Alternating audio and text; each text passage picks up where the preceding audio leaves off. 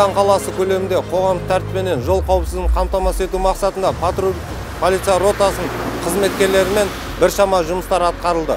Онда жүргізушілердің автокөлік басқару барысында ұялы телефон қолдану, қауіпсіздік белдігін тақпау, қазіргі таңда ауа райының қолайсыздық болуына байланысты автокөліктің тазалығын, сонымен қатар автокөлікті мас халде басқаруға, қарсы бағытқа шығу ережелерін, құқық бұзушылық ережелерін анықтап, оларға әкімшілік хаттама түсірді. Протокол. Данный автотранспорт нами было заключено. Қасында пассажир ремень тақпаған, тоқтатыңыз.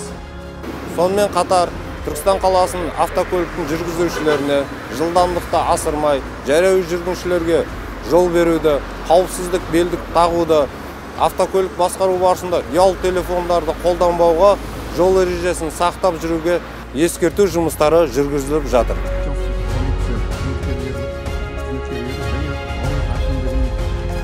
Құрметті Түркістан облысының тұрғындары, ағымдағы жылдың басынан жануар қағу салдарынан 3 жол-көлік оқиғасы орын алған. Оның салдарынан 3 адам қаза тауып, 4 адам әртүрлі дене жарақаттарымен ауруханаларға түскен.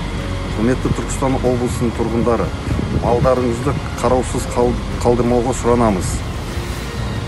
Малдарыңыз қараусыз жүрген жағдайда Қазақстан Республикасының әкімшілік құқық бұзушылық кодексінің 408 бабы бойынша әкімшілік жауапкершілікке тартылатынын ескертеміз.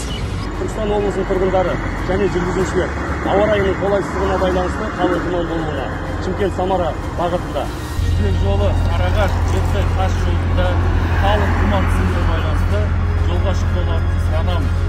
Жолға шыққан жағдайда жол ережелерін